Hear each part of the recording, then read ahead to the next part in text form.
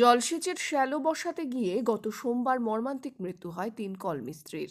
তাদের সকলের ভরসা ছিল কল বসানো। তা দিয়ে যা আয় হতো তা দিয়েই তাদের সংসার চলে যেত। ঘটনার ৭ দিন পেরিয়ে গেলেও এখনও পরিবারগুলির শোক কাটেনি। রবিবার এই ৩ পরিবারের সাথে দেখা করলেন শীতলকুচি বিধানসভার বিধায়ক বরেনচন্দ্র বর্মন। পাশে থাকার আশ্বাসও দিলেন তিনি। যদিও এখনো পর্যন্ত এই পরিবারগুলির দেখা করেনি শাসক দলের কেউই। এমনটাই খোদ অভিযোগ করলেন মৃত শ্রমিকদের পরিবার। শাসক দল আসবে, আমাদের পাশে দাঁড়াবে, সুষ্ঠু পরামর্শ দেবে, কিন্তু ওরা আজ অবধি কেউ এলো না। কিন্তু দুর্ভাগ্য বিষয়, বরেনচন্দ্র বর্মন বিজেপির সেই ক্যান্ডিডেট, সে আজকে আসে আমাদেরকে যতটুকু সান্ত্বনা দেওয়ার দিল, সে কয়েকটা জায়গা দেখাই দিল যে এই জায়গায় দরখাস্তগুলো। প্রসঙ্গত গত 10ই মার্চ সকাল 10টা নাগাদ শীতলকুচির 3 কলমিস্ত্রি 16চালা এলাকায় জলসেচের শ্যালো বসাতে যায়। সেখানেই দুর্ঘটনায় প্রাণ যায় 3 জনের। ঘটনার 7 দিন পেরিয়ে গিয়েছে, এখনো শোক কাটেনি পরিবারগুলির। যদিও এদিন বিধায়ক আশায় অনেকটাই মনোবল পেয়েছেন পরিবারগুলি, এমনটাই দাবি। যদিও ঘটনার পরদিন থেকে পরিবারগুলির খোঁজটুকু নেননি শাসক দলের কেউ, এমনটাই খোদ অভিযোগ করলেন পরিবারের সদস্যরা। মৃত জসিমউদ্দিন মিয়ার ভাই আজিমউদ্দিন মিয়া বলেন, তারা বড় আশা করে বুক বেঁধেছিলেন তাদের পাশে সবাই দাঁড়াবে, কিন্তু ঘটনার পর দিন থেকে কেউ তাদের পাশে দাঁড়ায়নি, এমনকি সান্ত্বনাটুকুও দেয়নি বলে অভিযোগ। এদিন বিধায়ক আশায় অনেকটাই ভালো লাগছে।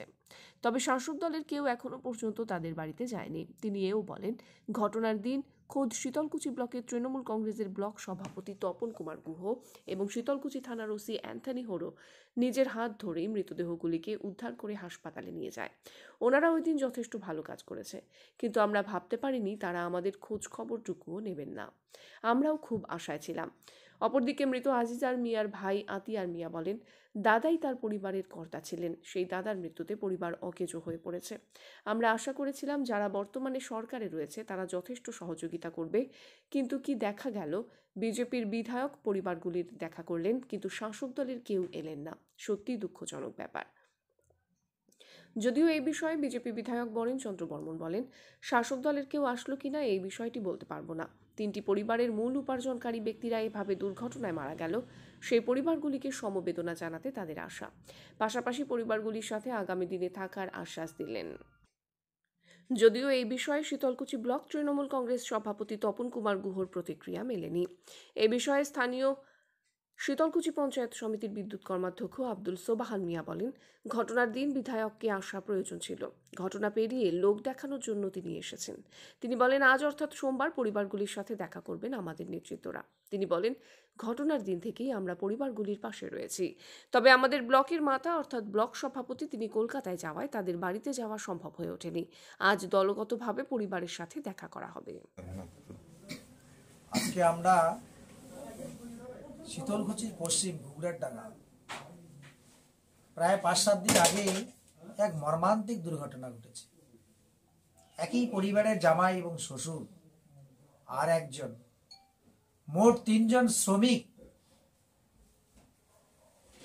টিউবওয়েল বসাতে গিয়ে বৈদ্যুতিক তারের সঙ্গে সংযোগ ঘটে যেভাবে দুর্ঘটনাটি ঘটেছে, সত্যি আমি খুব মর্মাহত, অত্যন্ত দুঃখিত।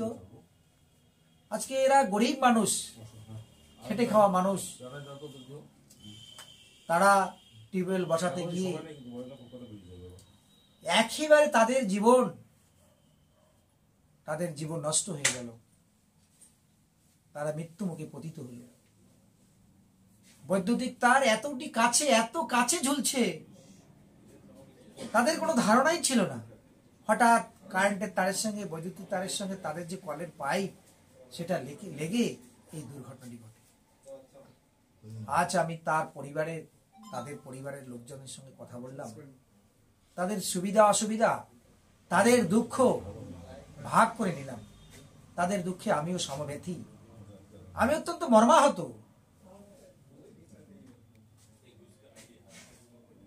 এইসব আমরা সচেতনতার অভাবের ফলে, একদিকে রুজি রোজগারের অভাবের ফলে আজকে আমাদের পশ্চিম বাংলাতে কাজকর্ম নেই, প্রশাসনের কোনো হেলদোল নেই, কোথায় কারেন্টের তার ঝুলছে, কোথায় ছিঁড়ে গেছে, সেদিকে আমাদের প্রশাসনের কোনো নজর নেই। এই প্রশাসনের শিথিলতার জন্যে আজকে এই 3টি জীবন অকালে চলে গেল। তাদের বিদায়ী আত্মার আমি শান্তি কামনা করি, তাদের আত্মার চির শান্তি কামনা করছি আমি, করে তাদের পরিবারের পাশে থাকার আমি আজকে বার্তা দিয়েছি। তাদেরকে আমি বিভিন্ন জায়গাতে সরকারি সুযোগ সুবিধা, মৃত্যুজনিত কারণে, দুর্ঘটনাজনিত কারণে যদি কিছু সুযোগ সুবিধা পেয়ে থাকে, আর্থিক সহযোগিতা, সে সম্পর্কে তাদেরকে অবহিত করেছি। ব্যক্তিগতভাবে তাদের যতটুকু পাশে থাকা যায় তারও আশ্বাস আমি দিয়েছি। আজকে একটা দল আসি সান্ত্বনা দিল, আর যদি ব্লক সভাপতি আসিয়া যদি একটা সান্ত্বনা দিলে ঠিক আছে, এই বিষয়টা নিয়ে আমরা কিছু দেখবো, কিন্তু তোমাদের শান্তি মনে করো একটা, তোমাকে আমরা সান্ত্বনা একটা দিয়ে গেলাম, কিন্তু এবার সুখ সুবিধা যদি আসে তাহলে আমরা দিব। আজকে যেমন বিধায়ক আসলো, আজকে মনে করো আমাদের মনে কত শান্তি পেল, মনে করো আজকে আমার শান্তি দিয়ে গেল, ভালো মন্দ বলে গেল, কিন্তু ওদের তো আসিয়া আমাকে মনে শান্তি দিল না, না কোনোদিন একটা কথা বললো না। এসে যদি আমাদেরকে বলতো, যেমন আজকে মনে করো বিধায়ক আসলো, বিধায়ক আসিয়া আমাদেরকে সান্ত্বনা দিয়ে গেল বা সামান্য কিছু উপহার দিয়ে গেল, পুরস্কার দিয়ে গেল, এরকম যদি আমাদের ব্লক সভাপতি আসতো এখানে, আইসিএ যদি আমাদেরকে সান্ত্বনা দিত, হ্যাঁ আমরা অনেক শান্তি পাইতাম। কিন্তু 7 দিন 8 দিন হয়ে গেল, কোনো বিধায়ক কোনো ব্লক সভাপতি আসলো না এখানে, অথচ ব্লক সভাপতি নিজে ওখানে লাশগুলো গাড়িতে তুলে দিছে, পুলিশ কেউ ধরে না, নিজে সভাপতি তুলে দিছে। হ্যাঁ, নিজে সভাপতি তুলে দেওয়ার পরেও আমাদের এখানে আসি কোনো খবর করলো না বা কোনো আমাদেরকে সান্ত্বনা দিয়ে গেল না। আমরা তো মিথ্যে কথা বলছি না, আমাদের মনে এটাই খুব দুঃখ। ব্লক সভাপতি কোনোদিনও তো আসিয়া কোনোদিন খবর করলেন না, যে বাড়ি আসিয়া কোনোদিন তো একটা সান্ত্বনা দিলেন না, যে কি হয়েছে নাই হয়, কি আছে, লাশগুলো কুত্তি গেল কুত্তি না গেল, কি করলে না করলে, কোনো তো খবর নিল না, কোনো খবর নিছে। পুলিশের ওপর লাশগুলো দিয়া অতে পাশ ছাড়ি দেল, আর কুত্তি কি হল না হল এলে খবর করার দরকার আছে নাই, কোনো কি করছে, মানে এখানে আসেনি না, কোনো লোকও আসেনি এখানে, খালি একটা পঞ্চায়েত আসছে এখানে, পঞ্চায়েত আসছে এখানে, পঞ্চায়েত আসিয়ে দেখে গেছে, পঞ্চায়েতে আসি দেখে গেছে, আর কোনো তো কাউকে দেখে নেই, এই পর্যন্ত শেষ, আর কেউ দেখার মতো লোক নাই এখানে। একটা লোক একটা জায়গার 3টে লোক মারা গেল, কমসে কম তো খবর করার দরকার আছে না, তো খবর করাকরি নাই, কেউ আসলো না। না আজকে কেউ আসছিল? কে আসছিল লোক, অন্য লোক আসছিল,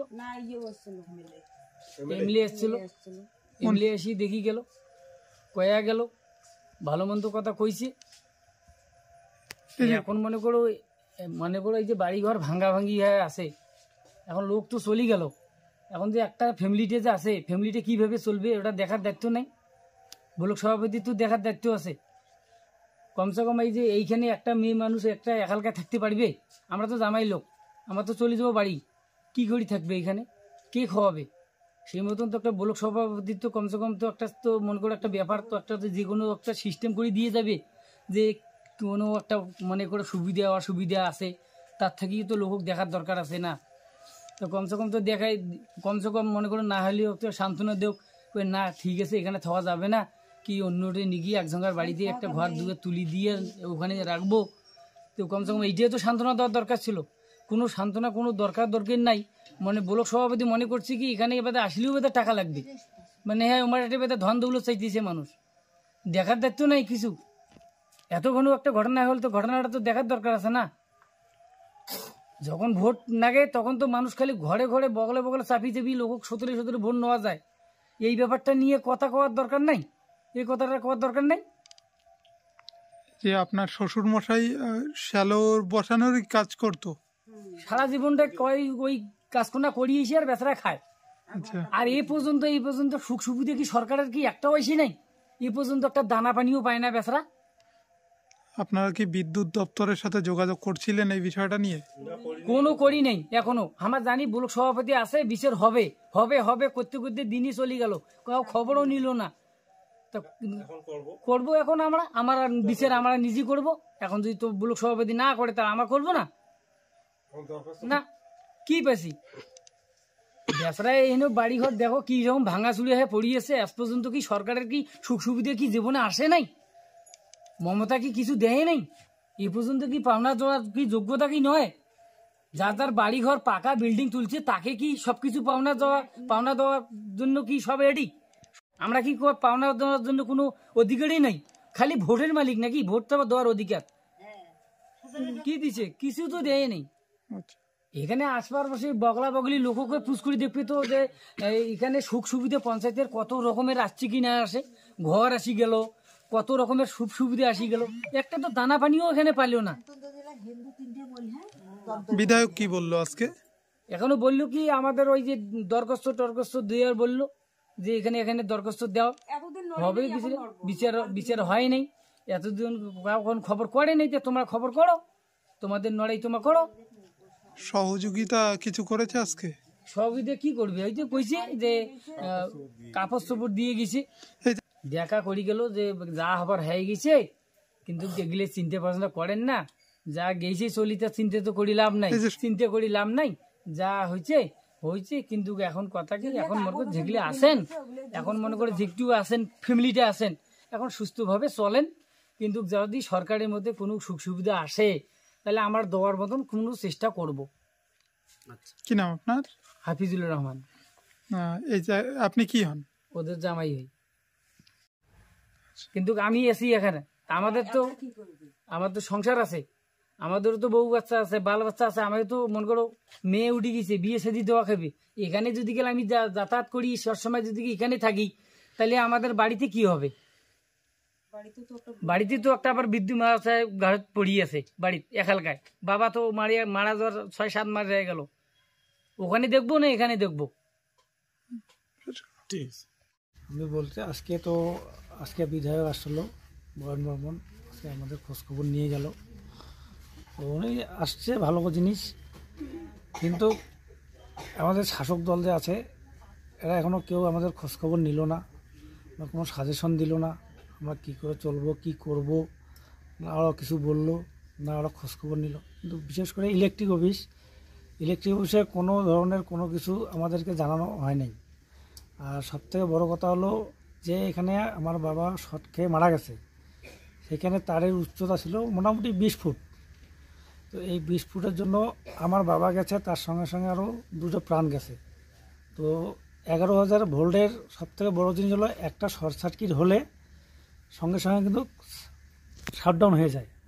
তো এই ইলেকট্রিক অফিসের গাফলিতে কিন্তু আমার বাবার প্রাণ চলে গেছে। তো আমি চাইবো এটা উচ্চ ধাপ থেকে ইনকোয়ারি হোক, আমি তার ন্যায় বিচার চাই, কেন এত নিচে আছে তার।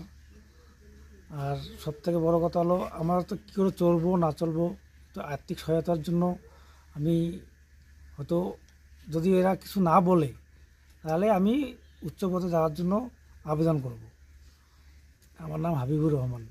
আর তোমার বাবার নাম? আমার বাবার নাম আজিজার রহমান। উনি কি এই কল মিস্ত্রির কাজ করেই হ্যাঁ, আমার চলতেন? বাবা কল মিস্ত্রি কাজ করেই চলতো। কতদিন ধরে এই কাজের আমার সাথে? বাবা প্রায় 20 বছর ধরে এই কাজ করতো। হঠাৎ করে সেদিন এ ধরনের আমি আমার দাদা হয়, কিন্তু টিউবওয়েল বসাইতে গেছে, সেখানে এই কারেন্টের দুর্ঘটনায় সে মারা যায়। একসঙ্গে 3টা প্রাণ নষ্ট হয়ে গেল এই বিদ্যুৎ ডিপার্টমেন্টের জন্য। তার মানে হচ্ছে এত নিচু দিয়ে যে তার গেছে 36,000 ভোল্টেজের তার, এদের জন্য, এদের গাফিলতির জন্য আমার দাদার মৃত্যু হলো, বা আরও 2 জনের মৃত্যু হলো। এটা নিয়ে আমরা দরকার হলে বিদ্যুৎ দপ্তরকে টোটাল দায়ভার তাকে নিতে হবে আমার এই পরিবারে। আজকে আমার দাদা কামাই করার মধ্যে একটাই লোক ছিল, সেই লোকটাই মারা গেল। এটা টোটাল দায়ভার যদি বিদ্যুৎ দপ্তর না নেয়, আমরা দরকার হলে বিদ্যুৎ মন্ত্রী যে আছে তার সঙ্গে যোগাযোগ করব। এরপরে দরকার হলে আমরা মুখ্যমন্ত্রীকে পর্যন্ত জানাবো, দেখি এটা সুষ্ঠু বিচার হয় কি না। ইতিমধ্যে কি আপনারা কাউকে জানিয়েছেন? আমরা কাউকে জানাই নাই এতদিন থেকে, দীর্ঘদিন থেকে আসা, আজকে 7 দিন হলো আশা করে বসে আছি। শাসক দল আসবে, আমাদের পাশে দাঁড়াবে, সুষ্ঠু পরামর্শ দেবে, কিন্তু ওরা আজ অবধি কেউ এলো না। কিন্তু দুর্ভাগ্য বিষয় বরেনচন্দ্র বর্মন, বিজেপির সেই ক্যান্ডিডেট, সে আজকে আসে আমাদেরকে যতটুকু সান্ত্বনা দেওয়ার দিল, সে কয়েকটা জায়গা দেখাই দিল যে এই জায়গায় দরখাস্তগুলো দিবে। কিন্তু আমার দুঃখ একটাই লাগে যে আজকে শাসক দল এত বড় একটা মর্মান্তিক ঘটনা হলো, তাদের কি কর্তব্য নেই যে এখানে আসা বাড়িটা একটু হামদর্দি দেখা, যে কেমন আছে, বা এই কাজগুলো করলে পরে ভালো হবে। কিন্তু আজ অবধি কেউ আসলো না। কিন্তু দুঃখজনক বিষয় একটাই, সেটা হচ্ছে বিদ্যুৎ দপ্তর টোটাল দায়ভার আমার এই তিনটা পরিবার যে নষ্ট হয়ে গেল, টোটাল দায়ভার বিদ্যুৎ দপ্তরকে নিতে হবে। এদের গাফিলতির জন্য আজকে তিনটা প্রাণ নষ্ট হয়ে গেল অকালি। এই বিষয়ে কি বিদ্যুৎ দপ্তরকে লিখিত কমপ্লেন জানিয়েছেন না, বা আমরা জানাবেন? লিখিত কমপ্লেন জানাই নাই। আমরা আশায় ছিলাম যে আমাদের শাসক দল আসবে, তারা পরামর্শ দিবে, সেই পরামর্শ মতো আমরা কাজ করব, কিন্তু দেখলাম আমরা কেউ আসলো না।